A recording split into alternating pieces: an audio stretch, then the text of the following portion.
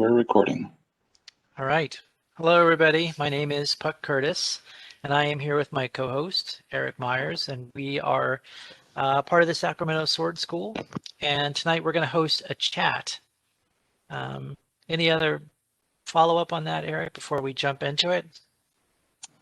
Um, Not really. If you could remember to mute your microphone while we are listening to other people, and if you feel like you're not getting a chance to speak up, like call our attention to you, and we'll intervene on your behalf.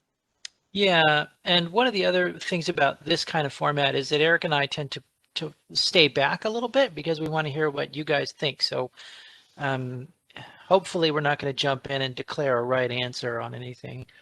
We try not to anyway.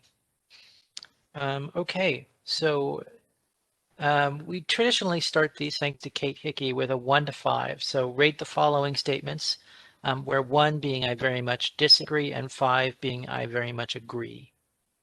Let me see if I can find our statements here. Okay. Destreza as a tradition is a complete set. Finished.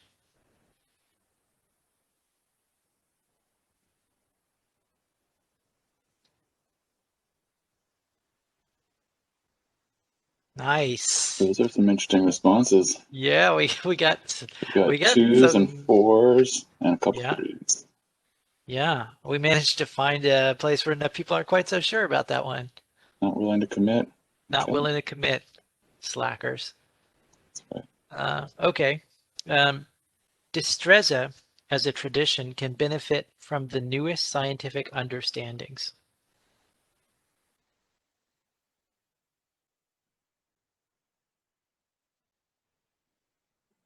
More agreement than the last one, but Yeah, I'm seeing people that scored the first statement as pretty high, also like saying that they can benefit from new science. So, and when I say new science, I don't mean Pacheco. oh, But a bump. drink. Okay, so let's try another one here. Destreza was traditionally used for martial encounters.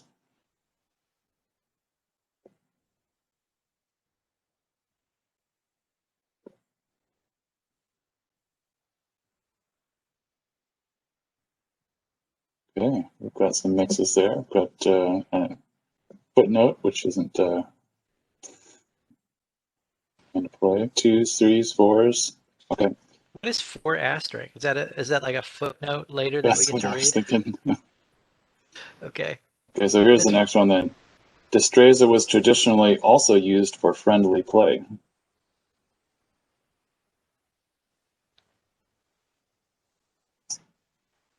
A That. bad question. Too easy. It's better to have Tim here to like seriously disagree. I know. And he would probably have like a proof or something. Right, exactly. Right. So we all can agree on that, but Tim might prove us wrong. Yeah. Well, we had the example that we talked about. I think it was last time we were together about Anyasko's daughter. So we know they played in the schools. Okay. Um, Destreza should be practiced as a martial art.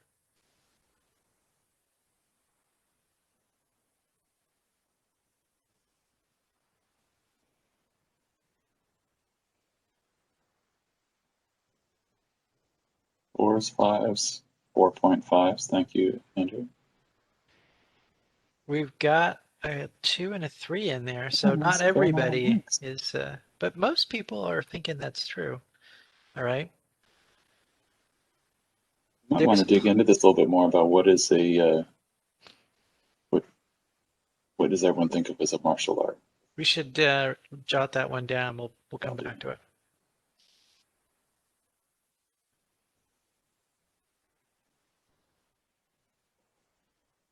Okay, let's see. There is a place for Destreza in competition, even when the play is sporting.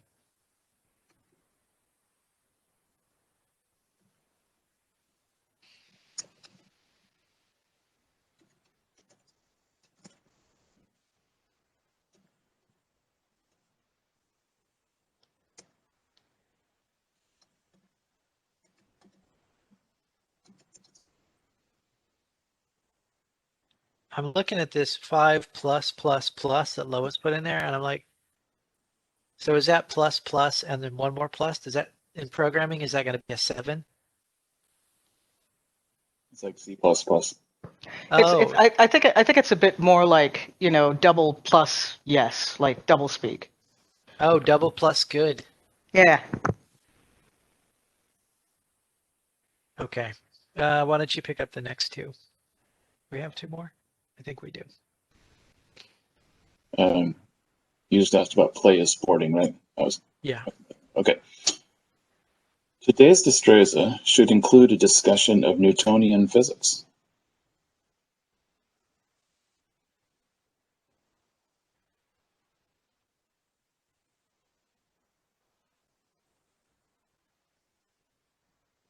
Oh, somebody's not big on Newton. So this is interesting because we are going to discuss Newtonian. Go to Aristotelian first. Okay, yeah. Yeah, quite a mix there. 1 to 5. Yeah, that's a pretty good one. I think it's interesting because like one of the two places where Aristotle really survives in culture today, it's fencing and music. And both of those rely on people being able to form a relationship between another person or tempo. Okay, so let's try this other one. Yeah. Today's Destreza I'm sorry, let me just start again. Today's Destreza could be improved by an updated understanding of sports training and conditioning.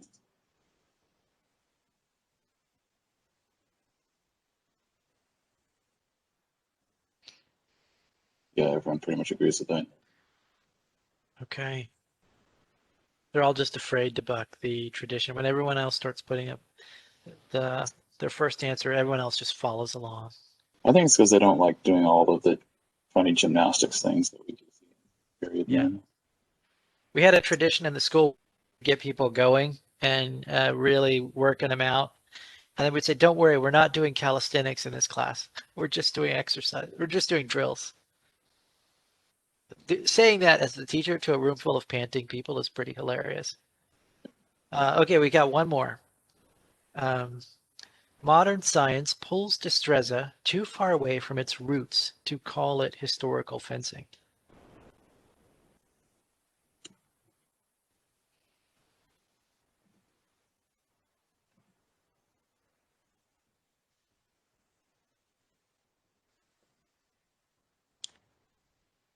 Mostly people disagree with that statement.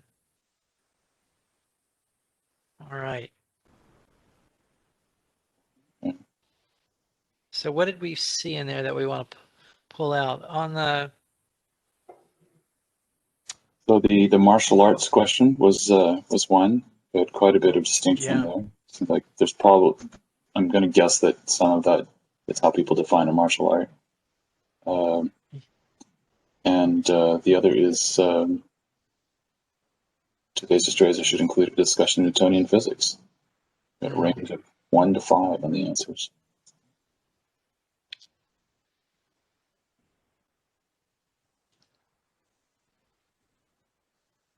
Let's start with the martial arts question and pivot to the modern science after we get through it, because the sort of the theme that we're setting up, like last time we talked about Destreza and the way that you relate to your community of fencers. And this time our theme is Destreza finished? And is there value in looking at stuff today that we can bring to the tradition? But I'm curious about the martial arts question. So maybe the question is, it seems like people believe that Destreza is a martial art. So what is it about Destreza that makes it a martial art?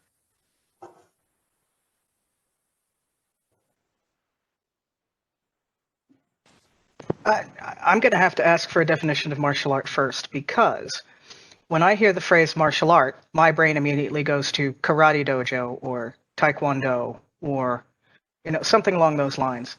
And that kind of training, sometimes bordering on like the McDojo, which is deeply problematic in and of itself, and that kind of practice doesn't feel like it's conducive to good destreza learning. But if we're talking about a practice that is martial, but also it contains element of art, you know, the authors talked of it as a science and an art, then yes, it is a martial art. But what do we mean when we say we're teaching a martial art? What are we talking about? Well, that's what we're asking you, actually. So. Yeah, I don't want to define it. I want you to define it. I think, yes, came background before I got into Destreza. When I hear the phrase martial art, I think more of that holistic kind of approach.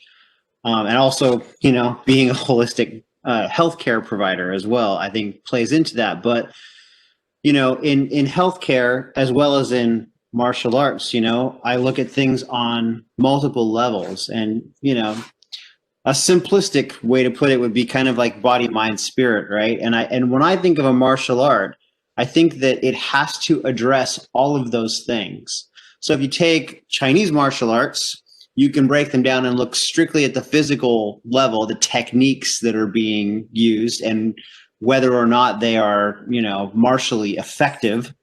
And then there's a lot of theory, there's a lot of, you know, knowledge and cultivation on that level.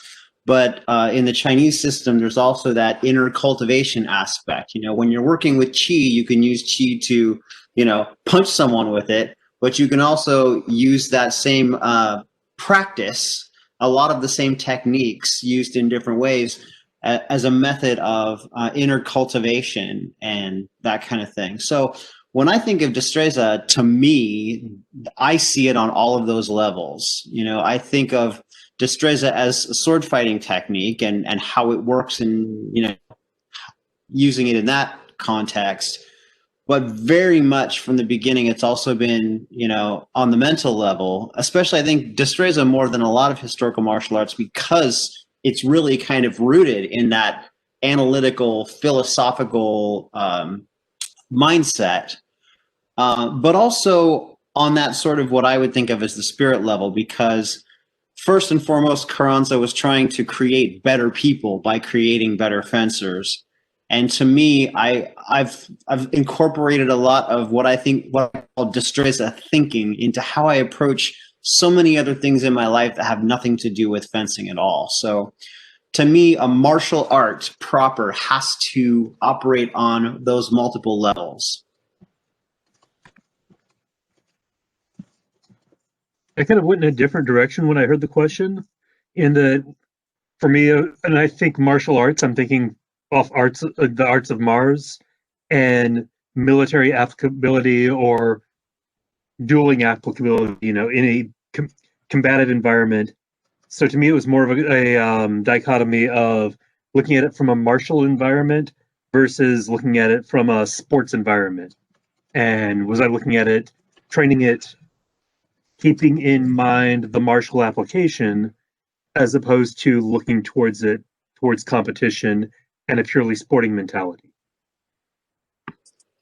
Kind of dovetailing off that, I think another angle of it is if we're just looking at a fencing style as a strictly martial technique, martial small m, in terms of like, can you fight well with it? You could kind of look at that as being like, that may be more of a vulgar kind of way of using it because it's not really being tied into that larger holistic system. Whereas like really bringing it into all those virtues that Carranza was talking about and that larger picture could be more of a true school kind of way of thinking about it.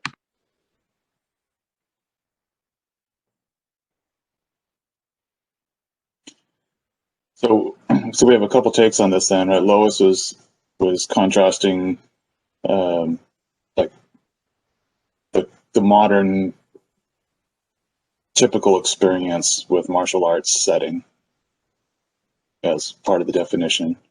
And John, you're talking about how the whole approach works. But then Ernesto, you're talking about like whether the goal actually excludes it or not, right? Like practicing primarily for a sport or competition Yeah, instead where of, you know, on the street or whatever, you know, Well, however yeah, the look, historical context is. keeping in mind the context in during training, and not that you're necessarily training to actually take it into a fight, but making sure to maintain that context into how you're looking at it. I don't know. There's, for me, you know, I'm, you know, thinking about this as, you know, sort of a, you know, like how was, for me, I want to go from the angle of how did they think about it at the time, based off of like, you know, the stuff I read in the sources, because I do something that I think is very rare, and I actually like read the introductions and and a bunch of those things that people spend a lot of time translating, but it doesn't have the fun technique stuff. But I think it's also really important.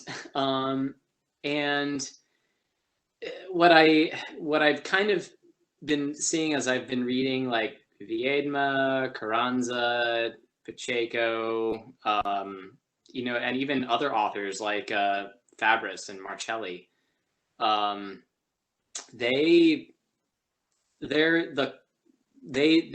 to think like how did they think about it, and they were thinking about it as you know, this is a sharp sword. I use my sharp sword to defend my life, and I use it for close combat in war, because drafts were a thing, conscription was a thing, and but there was also an aspect of you know, if we're going to be, you know, training for something this serious and we're going to be, you know, taking this seriously, we might as well have fun with it too. You know, everybody likes to play. And so it was all of those things. And some authors definitely have more of a focus. Viedma, I think, very clearly has a sporting focus, based off of his autobiographical stuff. I think he's very much has a sporting focus. Marcelli, I think, definitely has a sporting focus, as well as a dueling focus. Fabris, definitely a dueling focus. Pacheco, I think, has a war focus. Either dueling, self-defense, or even like going to war. You know, I haven't read Figueiredo, but I might presume even more so him like with the war context. So, you know, they're just like, you know, you have, it's for them, I think martial arts was the arts of Mars. It was, I have a sword. How do I use it in a way that that in a way that accomplishes whatever goal I set my mind to? So the cool thing here is that, unsurprisingly, this seems to happen every time. The section that I'm looking at right now in Compendio is tying together what Andrew is saying and what John's saying, which is really great. This, of course, has the pain point. If y'all jumped in early, I was having a big ol' whinge about probably needing to read a good bunch of Aristotle's De Anima, which is his theory of the soul. I'm talking a bit out my ear because I'm still not completely familiar with these ideas, but there's a lot of so like in the whole idea of mind, body, spirit, there is a perhaps tensioned equivalence if you're talking about Aristotle, at least the way that Carranza is talking about it, because in the part of the conversation that I'm looking at, he's trying to elicit from the people talking to him the faculties that you're using when you're fencing. And some of the faculties, so there's directive faculties, which are the things that drive you to do animal stuff like eating, that kind of thing. There's like a set of plant faculties that humans have, but plants don't have anything higher than that. Then there are a set of animal faculties that have to do with senses. You can sense things. I can see light. I can feel air on me, that kind of thing. So that's an animal collection of faculties. And then there are the higher faculties of memory, something else, and something else. But it's these mental faculties where we're actually synthesizing the stuff that's coming in. So from an Aristotelian point of view, he doesn't think animals think. We know better, but from his point of view at the time, and from then the Catholicized adoption of those ideas, you kind of have that lower level, that lower physical level, and then that kind of middle level, and then that and then that really high level of conceptualization that's considered close to the divine because it's one of the ways that we most closely reflect how we've been made in the image of God, that kind of stuff. So just like you say, you've got the sort of basic plant drives and the animal drives of I need to survive, I need to do this. These are the down and dirty everyday things that I have to deal with, but at the same time, they're also these mental, spiritual faculties. And they are considered spiritual faculties because they're attached to the soul, I think. Depends on who you're reading. I still have to do more research. That have to do with the synthesis of all this information and how you choose to manifest it and how you choose to propagate it. So this part of the dialogue may take me a little longer than I was planning.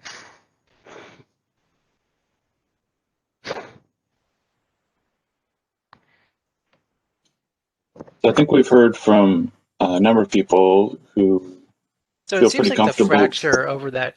Oh, go ahead.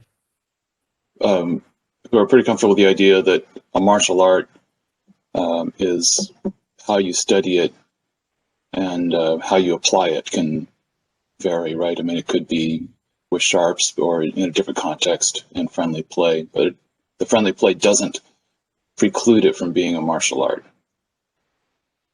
But I'd be curious to hear a little bit more from some folks who disagreed with that statement that Destreza should be practiced as a martial art. And I'd like to hear some of your thoughts and reasoning on that, if you have a different definition of martial art or just different thoughts about it or what. So I was a little more reticent on that one, less from the definition of martial art perspective and more from the application of should perspective. When I'm looking at it outside of a Destreza lens, the distinction between whether or not I'm practicing it as a martial art has more to do with touchstones and context. If I am practicing any kind of fencing as a martial art, then I am going to allow martial considerations to perhaps inform the overall arc of my training, even when they might appear to immediately contradict things that are sportively efficient. So there are things that I can, that under a given rule set where, for example, I'm not allowed to grapple, or people aren't allowed to pommel strike, or you can't grab my blade, or things like that, that are going to allow me to shape the way that I express my training in a way that's more efficient for sport, but would get me in all kinds of trouble if somebody actually could do those things to me. So if I'm practicing it as a martial art, I'm less likely to go in those directions. If I'm practicing it as a sport, I'm more likely to go in those directions. But for me, with Destreza specifically, I think it's less important which path you choose than it is whether or not you are aware of which path you chose. I think you can absolutely do a Destreza that is only supported by the cause of a particularly narrow sport application, as long as you recognize that those are the causes that are shaping the decisions that you are making.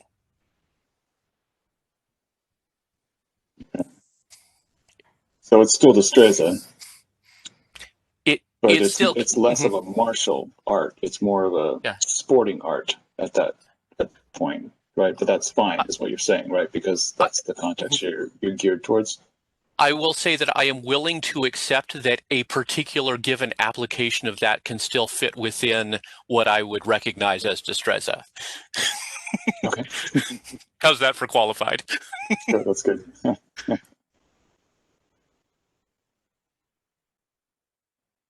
Okay, it seems to me that the fracturing here has largely been, there's some about the definition of martial art and some about whether, about the should, that Destreza can't be contained in a should like that. Let's move on to some of the discussion about improving Destreza with modern science and knowledge. Didn't we have one that we had pulled out about that? So the main one that came up was Destreza should include a discussion of Newtonian physics, and we got answers 1 through 5 on that, including some qualifications and some unqualified ones.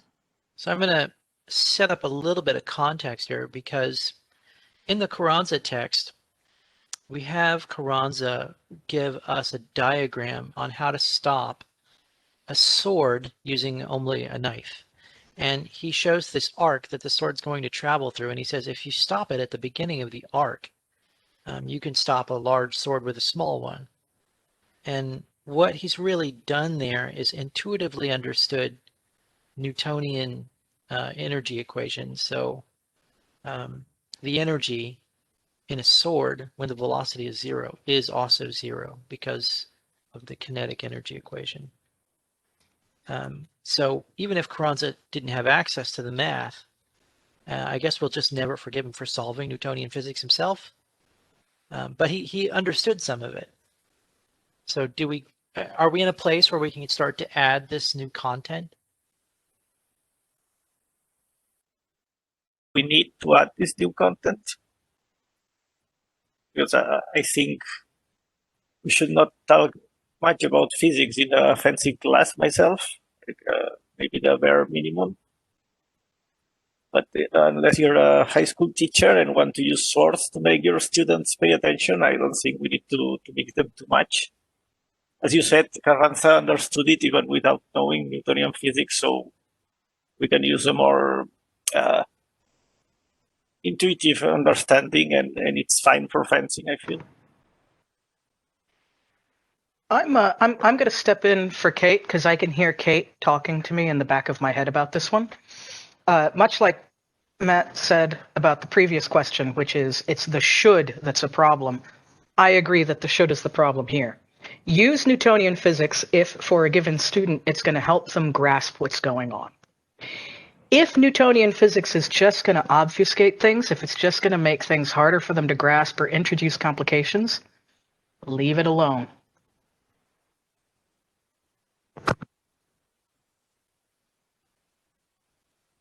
So this is a discussion that we've had now, and both speakers have talked about using it in class, right? But there's plenty of stuff that gets talked about that you don't actually use in class that much. So go ahead. Yeah, I could see using it in a class if we were doing RADA, assuming RADA is using Newtonian physics by that time. In the same way that for earlier ones, I'll go into Aristotelian physics to help give the mental structure that they were working from when they were writing the text, and then the scientific view of what that the text was written in. So if I'm working Biedma, I'm not going to throw in Newtonian physics because he didn't have that. But if RADA was operating under that model, then I would give at least some of that, especially in places where I think it gives insight into the text, especially things such as I don't know Newtonian physics nearly as well in terms of things like views of time and how that plays out as opposed to how Aristotle's view of time works.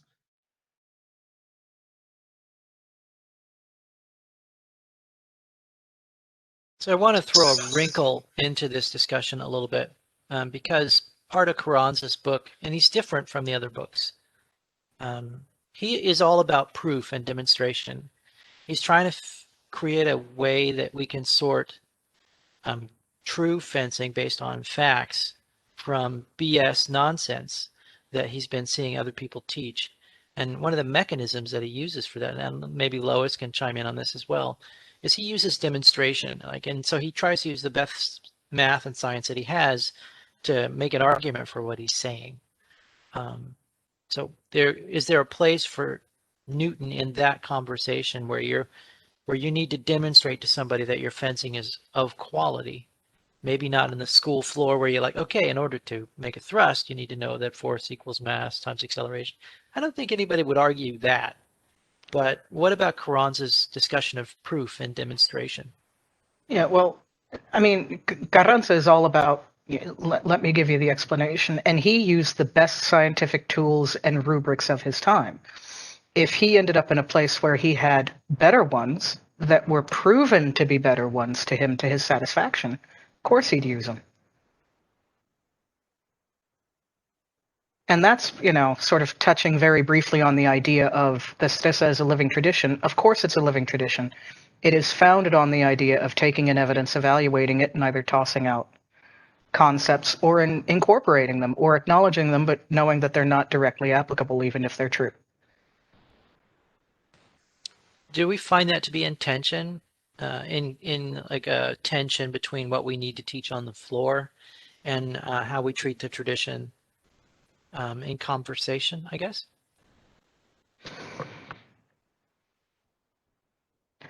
So Yeah, I mean, no,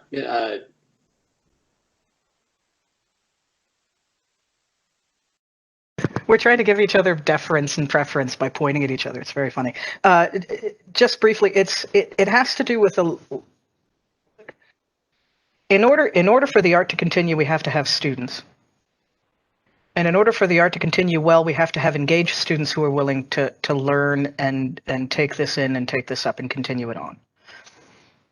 So, yes, I think at some point discussions about Aristotle and about Newtonian physics and those intersections and about all this grognardy stuff will have to happen, but it's all dependent on the interest and capacity of the student walking into all of this. So the answer is obvious. It's a yes, but, as it always is. But it has to do with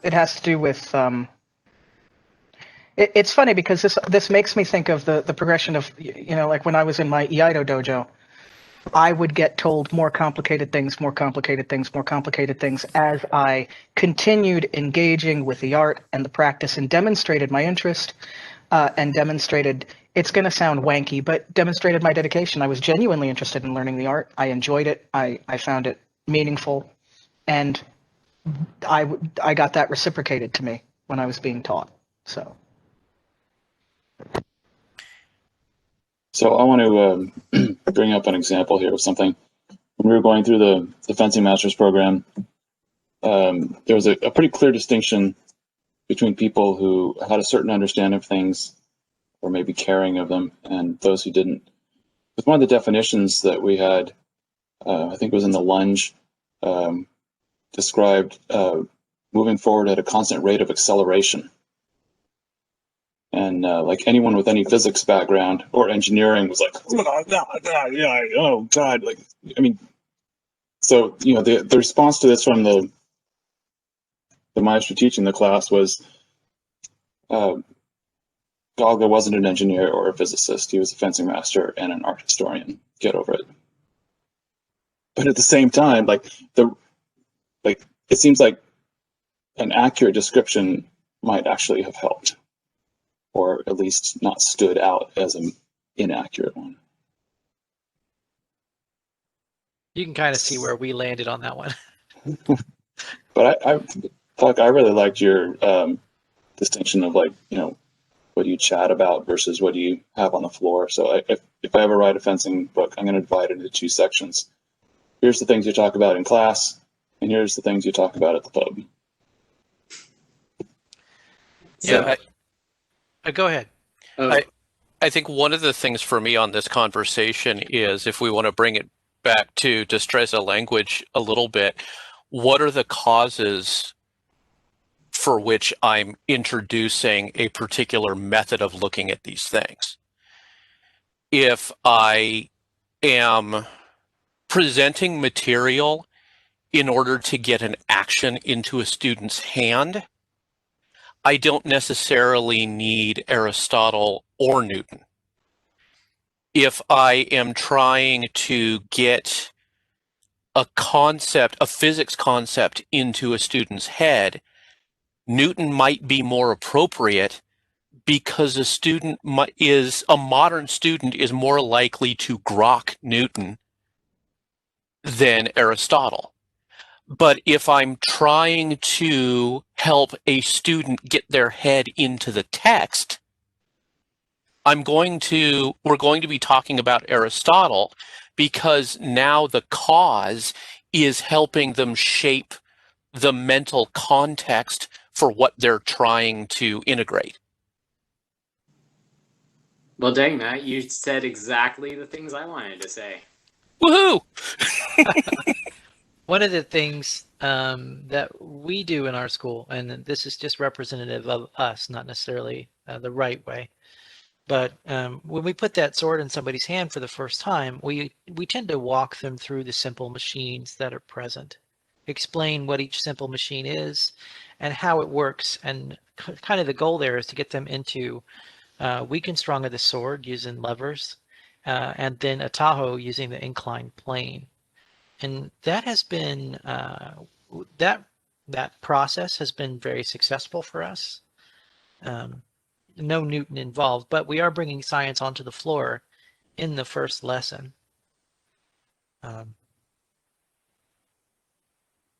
So other thoughts about, I think we're also like ranging into a conversation about what's appropriate for teaching on the floor, and do we stick to practical fencing, or do we demonstrate cause as we go?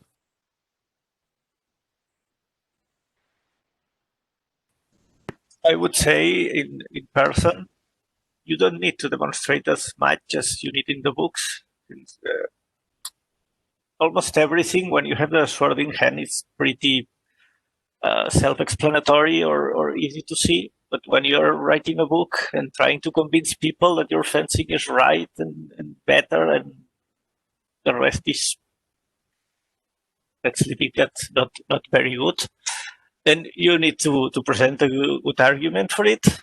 And so they use their weirdo Aristotelian physics to try to explain it, but we don't really need to do this in class.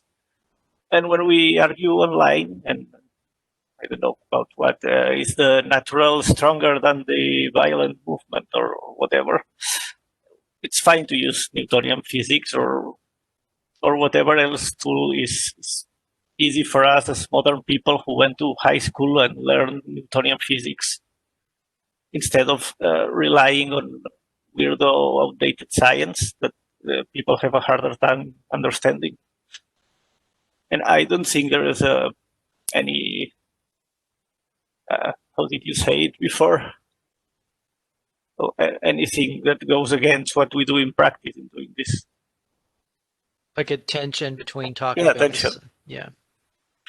I think speaking as, a student in the class, it's been valuable to me to have the theory and the context sort of dropped in alongside what we're doing in terms of just just strictly drilling or whatever. Like there's a lot of that kind of Socratic method thrown in, which is really good, because then we're kind of engaging the mind and talking about, well, okay, here's what we're going to do, but here's kind of why we're going to do it. And here are a couple things to think about contextually about the underpinnings of how it works and why it works. And having those little bits of discussion thrown in before we dive into the drilling is really useful to me. But then again, I think my learning style wants to know the why. So, but I think it's good to tie it all in together like that, with little bits of discussion and theory and mechanics and things inserted where they best serve the technique that we're working on at that moment. But John, we often use those, like, we're throwing them out there constantly, but there's always certain people in the class who are like ignoring them or not benefiting them from today because their brain is full or whatever. So I think there's a big difference between presenting that to a beginner and someone who's, got a certain understanding, and so now like they're getting a deeper understanding as they hear more of the whys and whatnot. What do you think about that? I mean, are you like someone who wanted the whys at the very beginning, or do you feel like your experience with your Chinese martial arts in the background gave you enough of a understanding of martial arts to some degree that you came in as a, with some experience, right? Not necessarily as an intermediate Diestro, but as an intermediate martial artist. Yeah, I think the Western swordsmanship is different enough from what I was doing that it was basically a whole new way of thinking, a whole new theory set for the most part. And I would say that while I think the discussion was a little bit baffling at the beginning as a really new beginner, I think that had more to do with jargon than with the physics or any of that. And the physics actually gave me a good entry point when I wasn't understanding the jargon, because I forget who was saying that, like, because I've studied modern physics, that's something I already understand and I can relate to what I'm doing immediately. And so that, I think those kind of things helped get me up to speed faster. And I think you just kind of have to be exposed to it as a student and just know that at the beginning you're going to be baffled and you're just going to have to power through it and just try to do what everyone else is doing. But the discussion and the inclusion of that information and those concepts and the exposure again and again over time is really what builds the contextual understanding of the student. So I think those things are valuable even for like dead newbies, because they'll get it the more they hear it, and every time they hear it is an opportunity for them to make a connection with what they're doing. And it will always deepen the drill they're doing more so than if they just did the drill without having any sense of the why whatsoever. So I wanted to also go back to what Aleix was saying on this too, right? There's really often we can overcomplicate things a lot to a student. Like I'm always surprised at like how little I can tell a student to get them to do something right? Like that was 5 pages in the book, but it's like a sentence or two, right? When spoken. Like, does everyone know the tall, dark, and handsome theory of writing? Like, you introduce a new character, you give 3 adjectives and move on with the story, right? Like, don't describe them more than that. So, like, it just gives them a rough image. They can fill it out in their mind, but it doesn't bog them down, right? So, like, doing that in teaching, right? Give them a couple pointers, do it like this. They do it great, and that's it. You're 5 pages through the book, right? You don't have to go back and describe that to them right now. You can fill their mind or overfill their minds with the next thing, that other thing that you just covered. I think having the ability to essentialize information is really important as a teacher and really useful to the student. And you can do that because you read those 5 pages and you grokked those 5 pages. But that's a really good point, that like the thing that really makes it valuable to the student is the ability to really just minimalize, give them only what they need to get it. I want to second Eric's approach. There's 2 ends to the nervous system. You can start with the head and work outwards to the nerve endings. Or when you've got the sword in their hand, you can ask them to feel what the steel tells them. And if I push on the weak of the blade, they will immediately feel a difference if I push on the strong of the blade. And if they get it at that point, there's really no need for an elaborate explanation.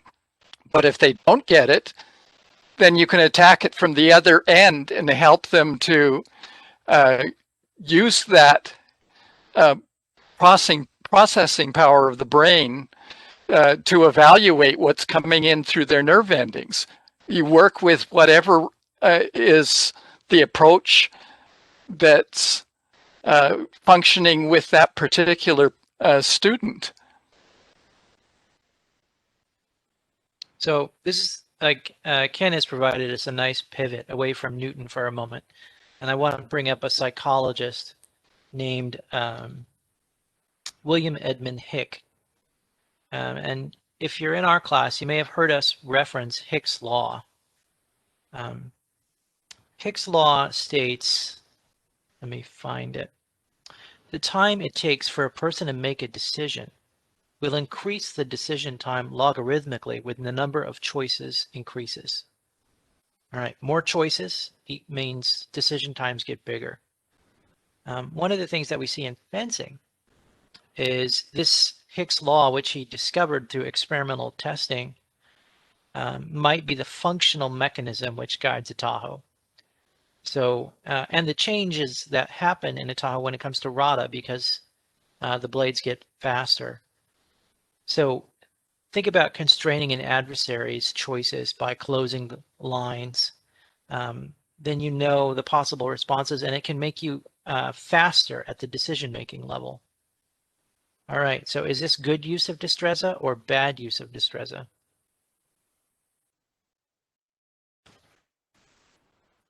Just for reference, Hick's law was 18, I think it was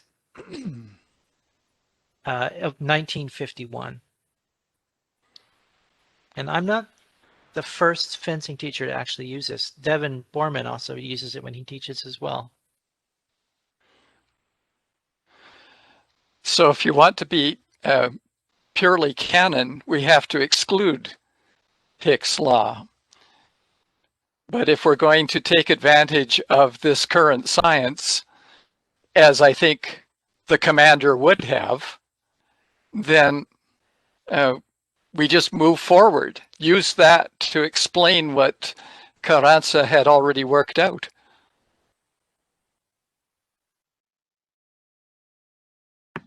Aren't we basically talking about appropriato? In this scenario, like how to maximize the adversary's dispositive actions and our ability to act in them? I think that's a good point. But maybe you can lay out appropriato in more plain language just so that everybody follows.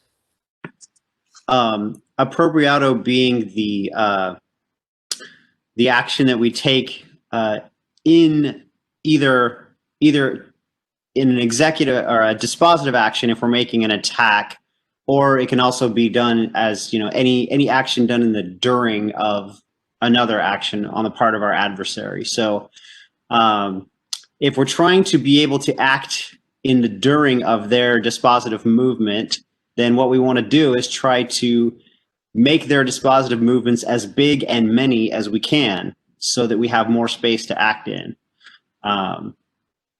which we can attack or, whatever we need to do with that space, depending on the context that we're using the term appropriato in, but that's the idea. Space and time. Right. Alish, I really love what you wrote in the chat. Can you just unmute and talk about that a little bit? It's because what you say in the chat too. But so there is the fewer choices, faster decisions, which if we use a Tahoe, means the opponent also decides faster. But we also decide faster, and they have to react to our action first. So I would think if the Atajo is good, and assuming Atajo works and Destreza isn't wrong from the beginning, then we should end up with an advantage when we use Atajo. Forget in Spanish tradition, do we use the term putting somebody into obedience the same way the Italians do? It seems a period concept, even if the terminology is different from Hicks's. So there's something that could qualify. There's not that idea of putting somebody into obedience, but there is the notion of obligation, of obligating your opponent to do something. I had originally seen it in Thibaut, but it does show up in Carranza, and I think it shows up in New Science, but don't quote me on that one. Thank Yeah, you, is it Tim. that, Tim said grandezas. It's in grandezas. So the idea of obligating your opponent to do something that you want them to do is there. So it's not literally obedience, but I think thematically it's what you're looking for. I like where you're headed with that, Ernesto, though, because obedience or obligation's the other side of Tahoe, where you form a threat rather than close lines, and then the adversary has to respond, and you're artificially faster in your counter response. I remember, commitimiento. I remember a guy doing a really good workshop one time at Racine on using your timing based on different movements to effectively force your opponent to follow. I've got you constrained, or you have me constrained to the inside. If I do the fainted cavazione to the outside, how to get you to do plate into the path that leads to plate 7 instead of 9 or one of the other ones, and all the little steps on how to guide them where you want them. And it was there in Capifero as he led us through the path. I think we Even can though, make again, the terminology would be different at the point. I think we could make Guy Windsor an honorary diestro for a day. Okay, so let me rephrase or reframe the discussion a little bit. Somebody comes to you and says, I want to write a new book of Destreza and I'm going to include Hicks' Law. Good idea? Bad idea? Good. Good.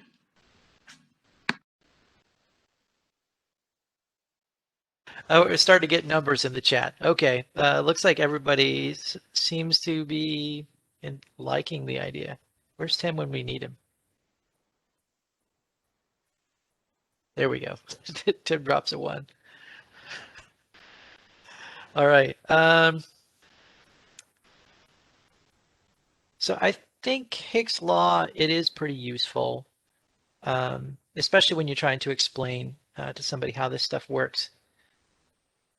So it kind of points us to the next part of our discussion. What new sources or information from outside of Destreza form a positive gain, right? Think of some sources that we can use that are modern, information or sources. And when does that stop being good? So what new sources or information outside of Destreza would be a negative penalty on the tradition? And I think Lois explicitly mentioned the McDojo, right? Do we want Destreza McDojos, McDiestros? So let's have that conversation about how can we qualify what's good to bring in and how can we disqualify?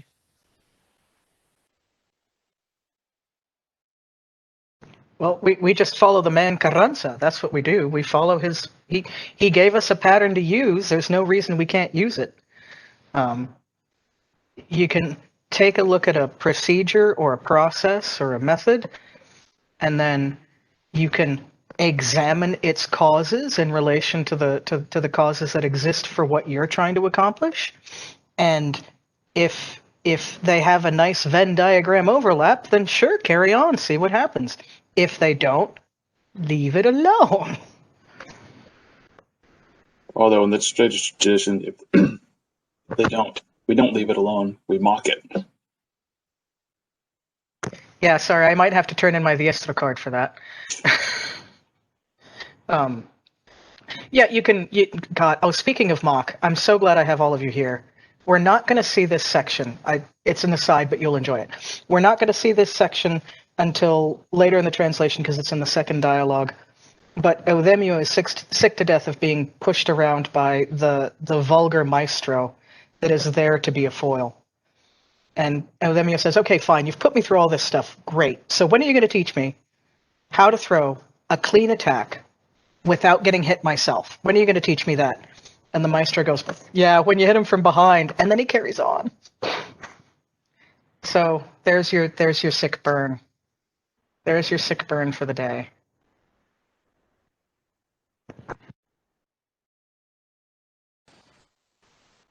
All right, so we have one person say we follow Carranza in every good thing. Other thoughts about what we can include or disallow? I think we can also kind of look at the other authors that have advanced the tradition over the years and get a sense of what they added and how they sort of adapted things. You know, the transition from, you know, Carranza to Pacheco and, you know, going on to Biedma and Rada and all those guys, and see what they brought to it that was a little bit different or a little bit adapted. And that can kind of give us a sort of way of thinking about what we bring in.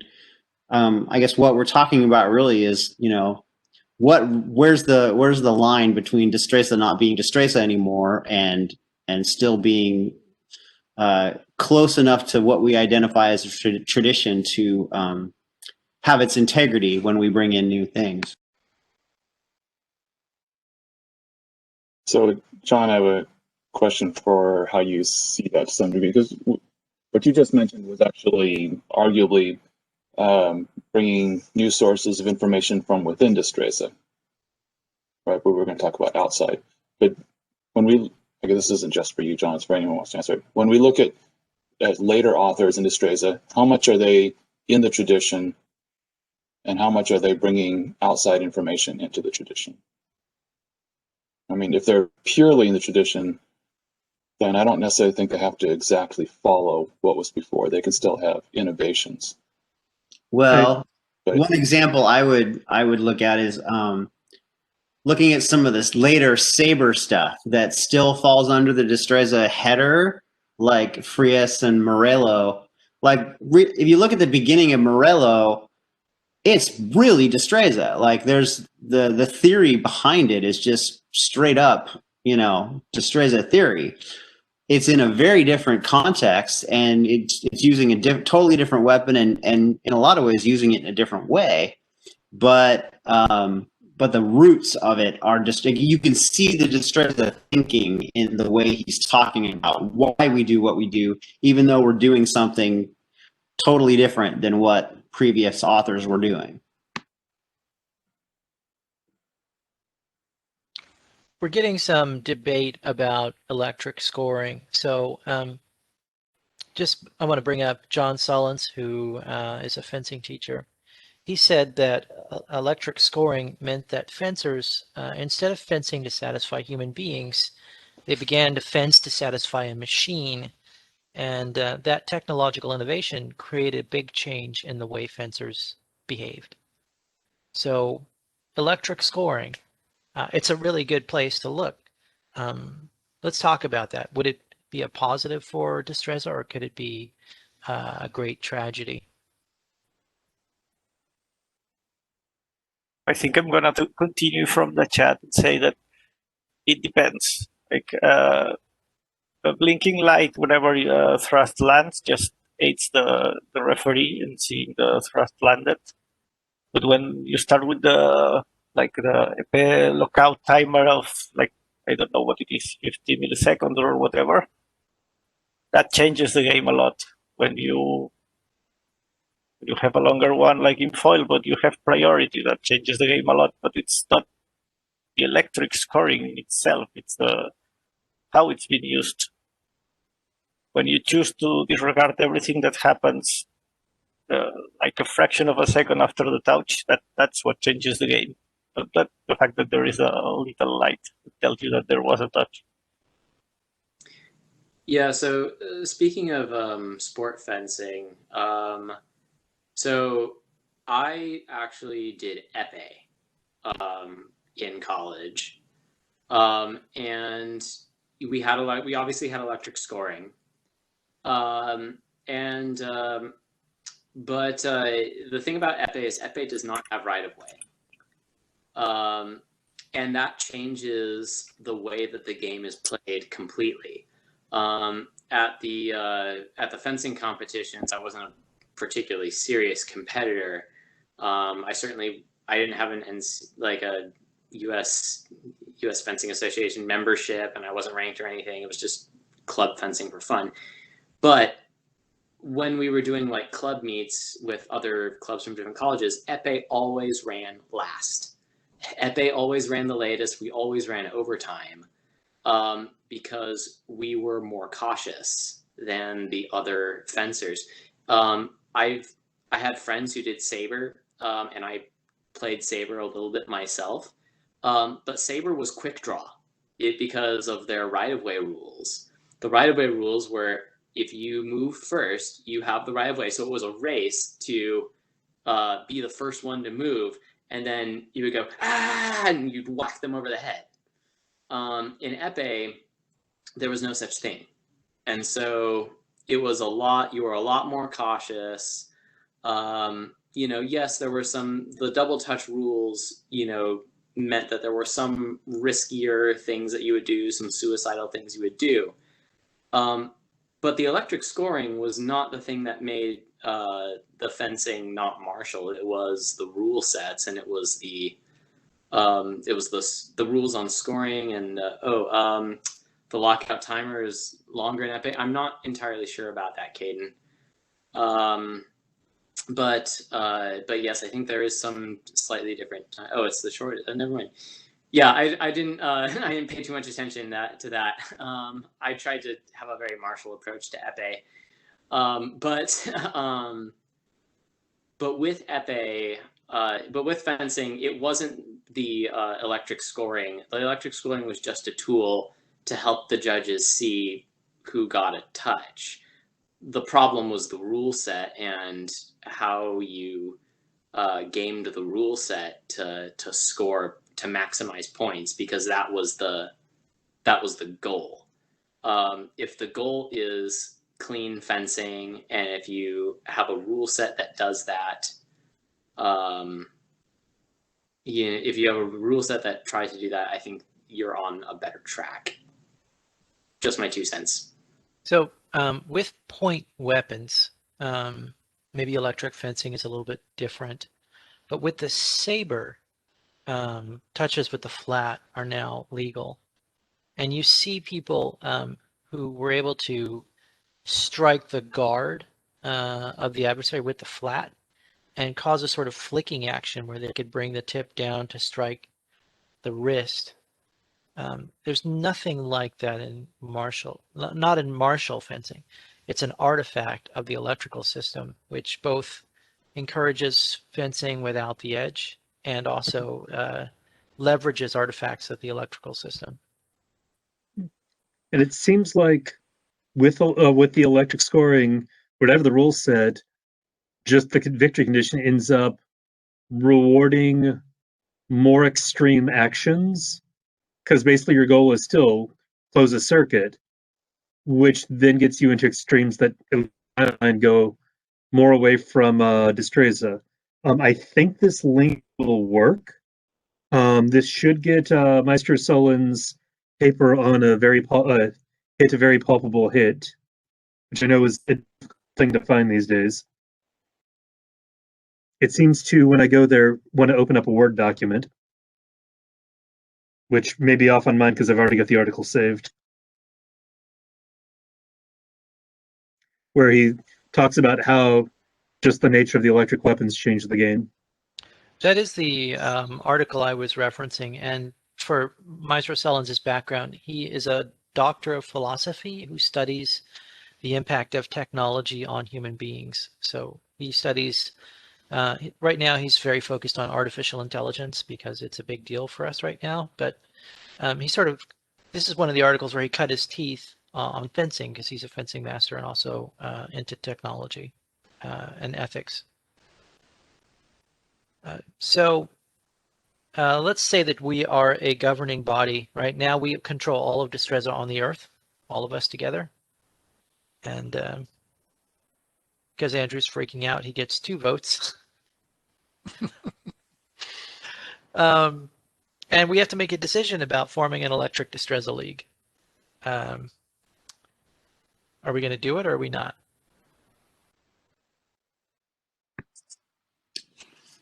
I think it would be cool to do, and I think you're not gonna see some of the problems you see in Olympic fencing martial wise, because if we're still using the same equipment but just electrifying it, you're not going to get those little over the guard whips with your side sword blade, you know? I mean, maybe, but you'd have to be hitting really hard. And in order to throw that kind of whip, you'd be very dispositive. So, I guess there's some crappy weapons out there that you can do it with, but odds are less, let's say. I think it would be interesting. It'd be an interesting experiment to see if it could be done. The problem here is. No, go ahead. The problem here is as soon as you introduce rules to decide who won and who lost, you are using different criteria than the real world with sharps, where you use the guy bleeding on the ground to determine who lost.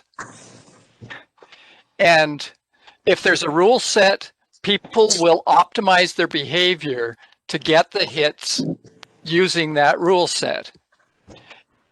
The fact that electrical swords just simply do not behave like sharps means that there's going to be a visible difference between optimizing for electric and optimizing for sharps. If our goal is to pursue swordsmanship as a martial activity, then there's going to be problems with electric scoring until you can improve the technology to add electric scoring to swords that behave like real swords. On a certain level, though, I think that problem exists at any level of fencing as a sport. And that one of the classic problems of trying to balance martial and sport is that an individual can decide to regulate their own relationship to the sport in a way that satisfies their martial aesthetic. But it is extremely difficult to regulate a sport in such a way that all of its members are required to maintain a martial aesthetic. Yeah, that's what I was going to say. Like, you can't just put a rule set on everybody and expect them to behave, you know? So it has to be, I guess, going back to like the individual cause of the fencers and then like their own goals as a martial artist to determine like if a touch was good or not. Like, even if a light goes on, like you can, like I'll get hit sometimes in the arm and then my opponent would be like, no, that was garbage. Like, that was an accidental hit or whatever. And then so you need to like engage in like self-regulation and self-evaluation of what you're doing and not rely on a rule set to do that for you. Do you think? Oh, go ahead. I think a lot of this depends on the design. Like, yes, as you said, Saber is a bit of a big mess because everything is electrified, so you can touch with the spine or with the flat or whatever, and it doesn't matter how hard. While Epe and Foil to a lesser degree have a spring at the tip, and if you don't hit with enough force, it doesn't trigger. So there is a bit of a quality requirement there. So you could, I think, design something that works, but cuts are a bit of a problem. I've seen some people there putting accelerometers on shorts and getting pretty good data about the short hits, but honestly, I think the only thing we really need is something that shows a good thrust landed, because that's what's hard to see for the referees often. Yeah, and that's the early part of the electrical scoring, right? Was that it was to determine the materiality of the hit, not the quality of it, right? You still had the director and the side judges to determine the quality, and that means like in right-of-way weapons, as it was after the parry or something like that. Yeah, I don't think we need to lose the referee's opinion to use electricity in some way. Or we can use a better electrical system that really fits our definition of quality, whatever that is.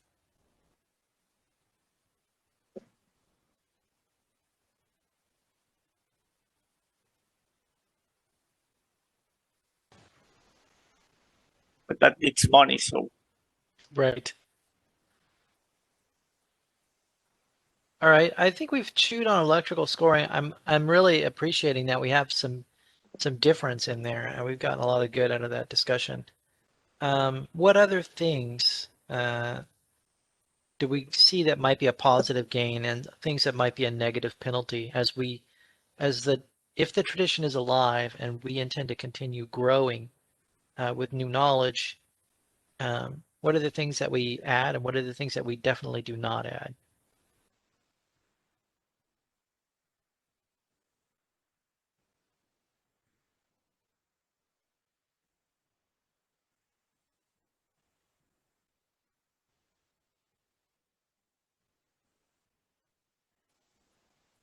it's a bit of an open question there. It is. I mean, take your pick. We do add more fencing in person. We don't add more pandemics. Sounds good to me. I finally broke and I've been fencing with my kids and they've been having a great time. I call it, like, for them it's fencing lessons. For me it's Operation Not Fat Daddy.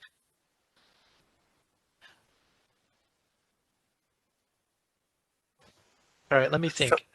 Oh, go ahead. Well, I can try. So I think the main thing I can see is that we can evolve the tradition. I guess it's fine. But if we do it too quickly, then we will not understand the original tradition. That would be a big loss for me. I'm not sure what we would be adding here. I guess a modern perspective is the thing that we add. But the problem is adding it too quickly, I think. So I think that's an interesting point. Let's say that you have been given the power to steer the tradition and you're going to foster its growth in a way that balances new needs with maybe some more conservative traditionalism. What do you go after first? You want to get all the books translated, or you want to teach a large base of fencers? Tell me what your goal would be. I think the first kind of helps with the second. Because right now it's the Spanish and some small pockets of people all over the world which happen to have someone who can read Spanish, or someone who is friends with Tom Puey and using his school to do some Destreza. So I think the translation should be a good first step. But obviously the objective is getting more fencers, and the first helps with that. And I don't think that's going to be adding or removing anything from the tradition itself. So modern marketing information might be good. You know, it's interesting because I spoke to someone who was very involved with the Destreza community many years ago, and that person had said that to translate the books into English was an ethical failure, that you should never do that. If you can't read it in the original Spanish, you shouldn't be doing it. Okay, so like I got lots of opinions on that. Okay? So here's the thing. Language does not sit still. It changes and changes and changes over time. So if we're going to make such a prescriptive notion about, you must read the book in the original language, well, we've already failed. Even if I'd been brought up 100% a Spanish speaker with no English speaking whatsoever, I would not be reading the book in its original language. I would have had to have grown up a contemporary of Carranza to read Carranza's book in its original language. But even 2 or 3 generations afterwards, there's already changes happening that would then disqualify me from reading it in its original language. As an editor, prescriptivism to me is just a kind of gatekeeping. There are times when, depending on the forum that you're writing for or publishing to, you do have to follow certain rules, and that's okay. But to lock people out by saying, if you don't do X, then you're not good enough, I have a pair of steel-toed boots that I am just itching to use. So I guess the question then becomes, can steel-toed boots be considered Destreza canon in any way? Can we bring that into the tradition?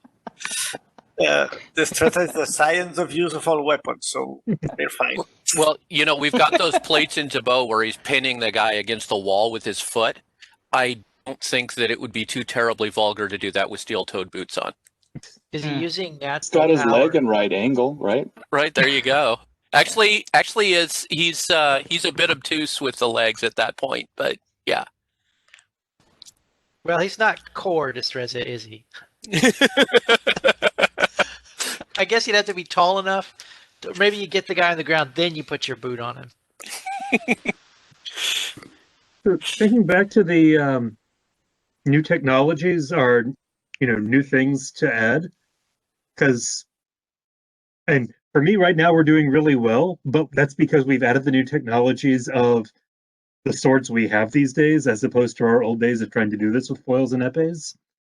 But on a kind of tangent, when you asked if you were in charge of trying to build the tradition, I'm almost wondering if it'd be useful if, when the world opens up, if we have, say, Destreza themed events, where for figure skating, they used to have parts of the competitions being the technical side of it and rewarding people on getting, just things like the figure eights, where the more precise you were in the core technical skills was part of what you were graded on.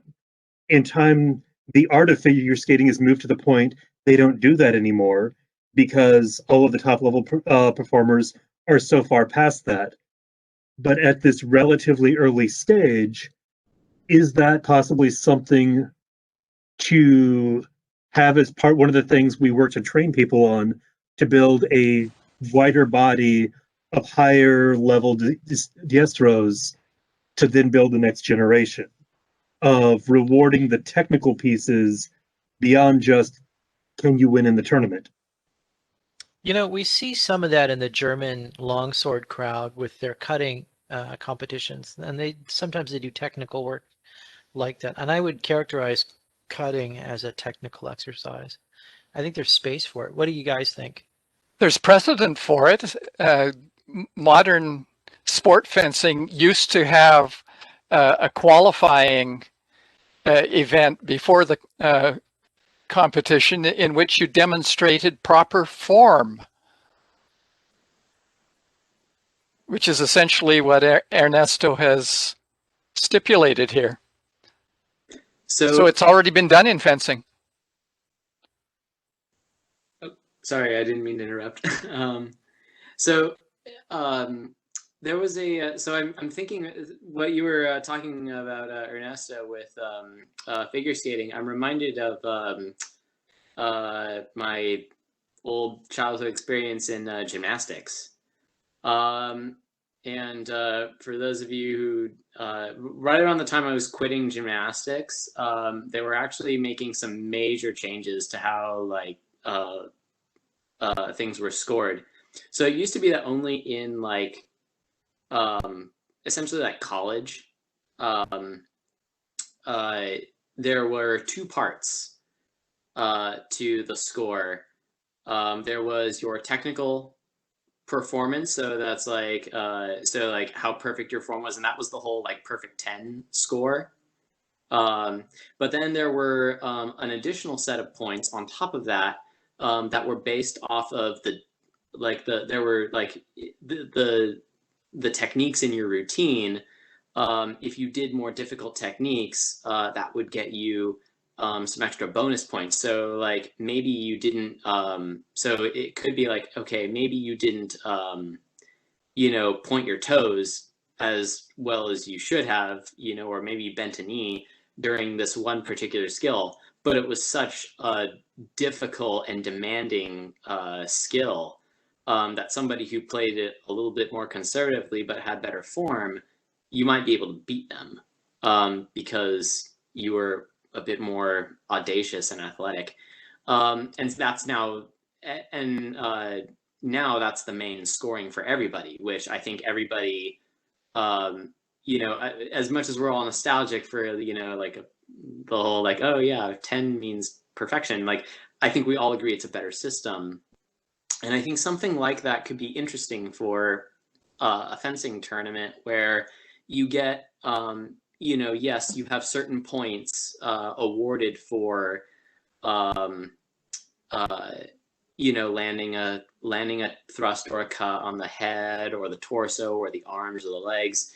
But then you have maybe some extra points for recreating a particular technique from the treatise. And that would require some the Zamboida, only if you do it Vienna's way, because he does it by the truth. So there's so like maybe something like that. It's like, okay, you were actually trying to recreate something from the treatise, you get some extra points. Or there was also something in gymnastics called like virtuosity, where it was just like you did what you did, and you did it so exceptionally well. We just want to give you a little bonus point for it. And so like there could be like, if you had like human judges, you would, and they knew the tradition, and they could recognize good fencing, and they were just like, yes, that particular point was just, Well, this also brings up some interesting territory, though, because I can see this getting complicated really fast, because now we have to start looking at not only the technique and the performance of the technique, but the context, because sometimes a vulgar technique is true, right? So we're starting to get into an area where, like, if the Tahoe is too extreme, but that extreme served the context of the engagement, then it's perfect, right? So I think we're going to have the judges, we're going to have an instant replay and a referee review on every single action if we get it too far down this road.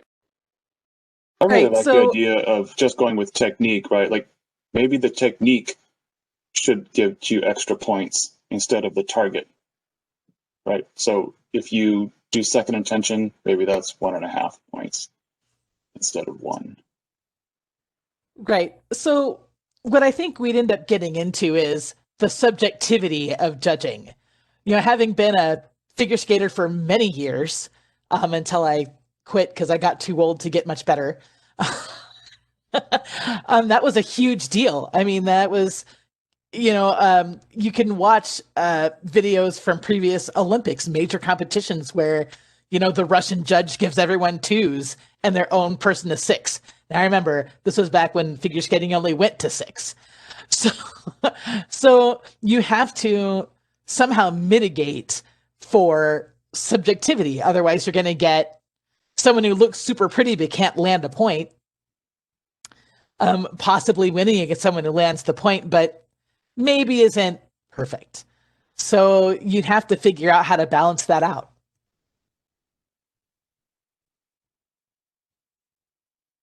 I'd also been thinking of it also in terms of the artistic round.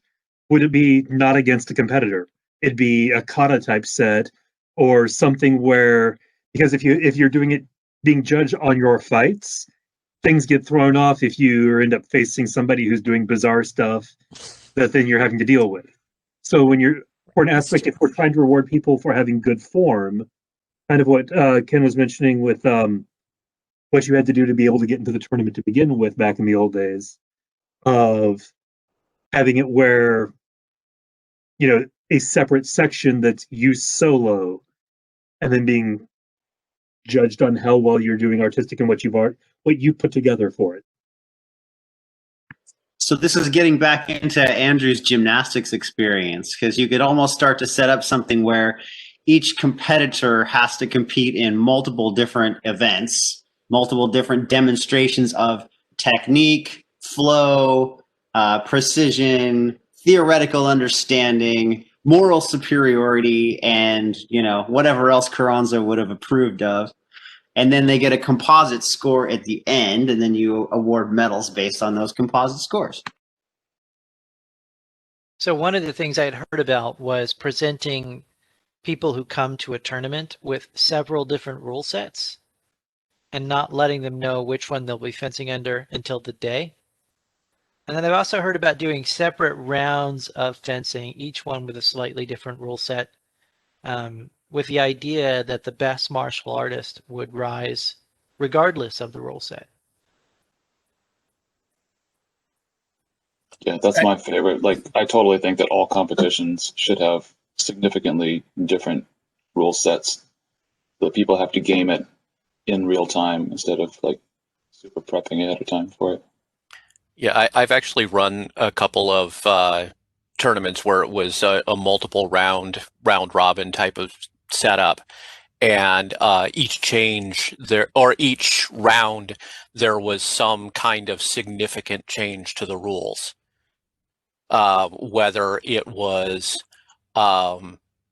that different targets had different scoring, or that certain targets were off limits, or in this round you can only land cuts, things like that.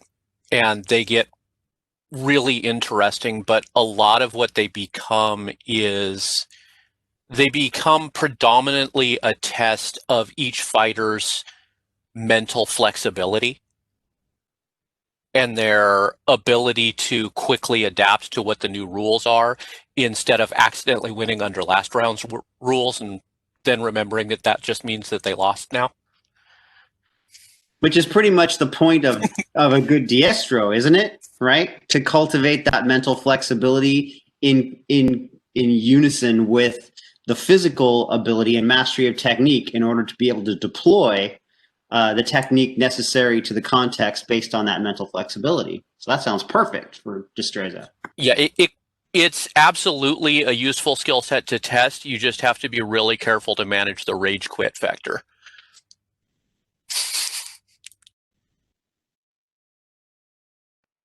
Those tournaments don't go overtime, do they? Well, it's interesting too, because that's something we've done in class too, where we'll drill a technique in class, and then in the bouting afterwards, we'll say, okay, when you bout, only try to do this, or the first person who gets the acometimiento wins, or whatever it may be. So that's actually it's an interesting pathway to take that from the training tool into an actual competitive format. Yeah, at one point when I was doing a lot of rock climbing, we had a game that we would play where at seemingly random intervals, the person who was in charge of the floor would ring a bell and yell a color, and any of the holds that were that color were suddenly off limits.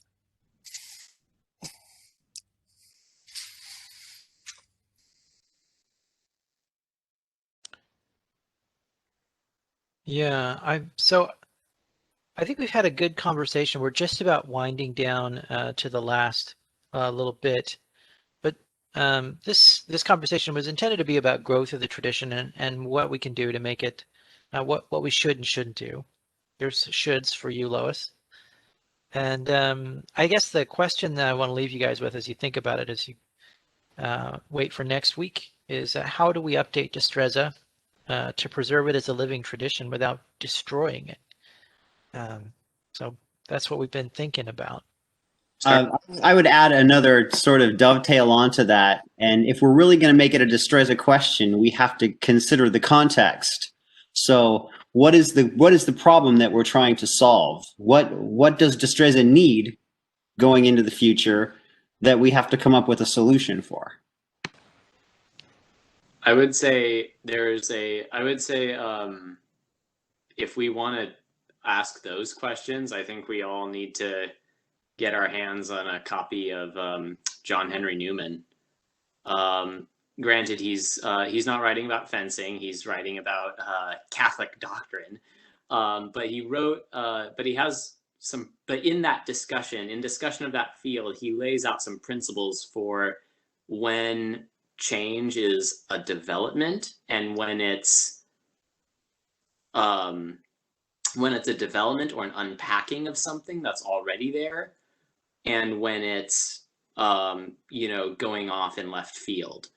And he lays out some principles. So if I can, so I'll try and that's where I would go, is like finding some of those principles, because they've been discussed, and I don't know how to get my hands on the actual copy of the book, and it sounds long. So, but I'll try and get a Reader's Digest version of that for y'all. All right. Newman, English Cardinal. right, Before we what was- shut down, let's go ahead and just round up any last thoughts.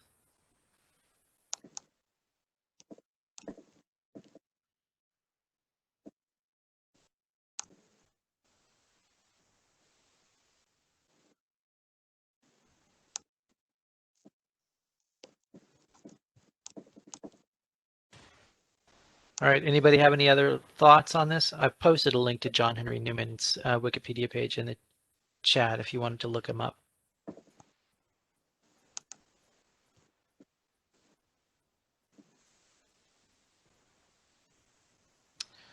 Okay, so we do have a speaker for next week, and it's a person that Tone recommended that I reach out to.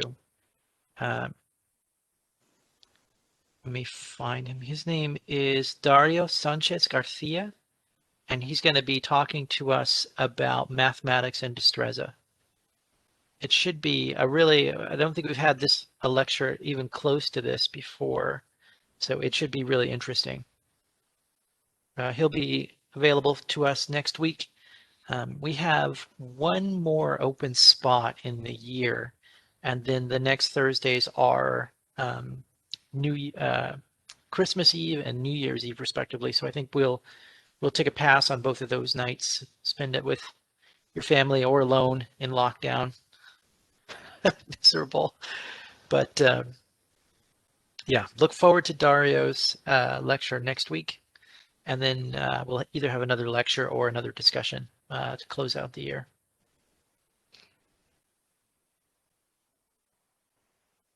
All right, everybody, be safe. Good night, everyone. Thanks for joining us.